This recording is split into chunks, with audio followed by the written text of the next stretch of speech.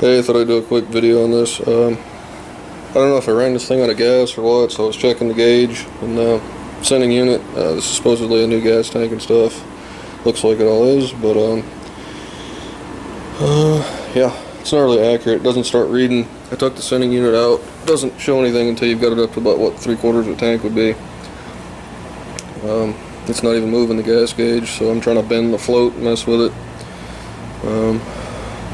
It never went past 3/4 of a tank when I first got the car, and you could drive it like 20-30 minutes and it'd be back on empty, and I could only get it to take like $10 worth of gas, which is like 5 or 6 gallons, and then it would be overflowing out of the filler neck. So I thought there might have been a hole in the float, wasn't letting it do what it needed to, but it's all new. I noticed when you push the arm for the float in while it was going up, it would start working a little bit better, so I tried to crimp it back together a little bit better. We'll see what happens.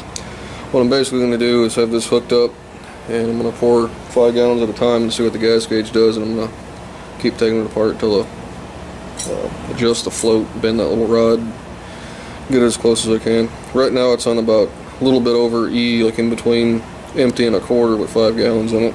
I'm going to pour another 5 and see where that's at. If that's close to a half a tank, this being a 16-gallon tank, I'll just leave it like that. That way I know if I'm on empty, I've actually got 4 or 5 gallons in it.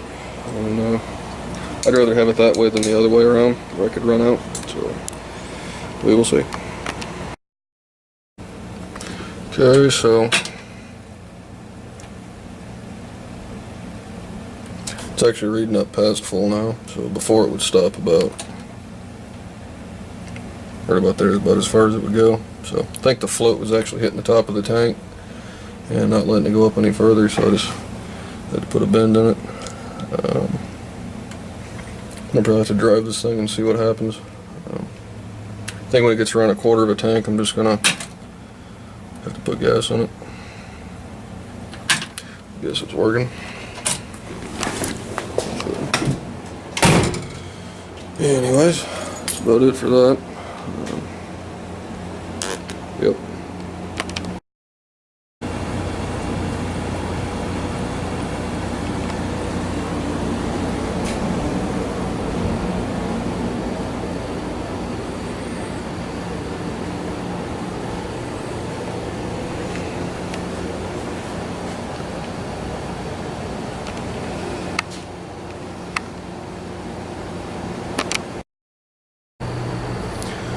Hey guys, I'm gonna do a quick video here. I don't know if I've had this on this channel or not. I had the other channel, did a video of me building this thing, but it's a car show next weekend, the Redneck Ramble. Got a car club I'm in, the Scroungers. I think they're gonna be there, so I was gonna throw this in the back of the old shop truck, take it there. I think I took the carburetor off and took some parts off of it. I don't remember. I ain't started this thing in frickin' forever. Got the battery out of it and stuff. Yeah, I think there's supposed to be a carburetor there. Used it on something else we had here, but I'm gonna try to get it going. Yeah. Pulled the intake back off of the Camaro. I've had nothing but problems out of those heads I stuck on that frickin' thing. I think the heads have been milled because I'm not getting a seal on the intake gaskets. I'm gonna have to take that and have them machine the intake, I guess. I still got those sitting up here.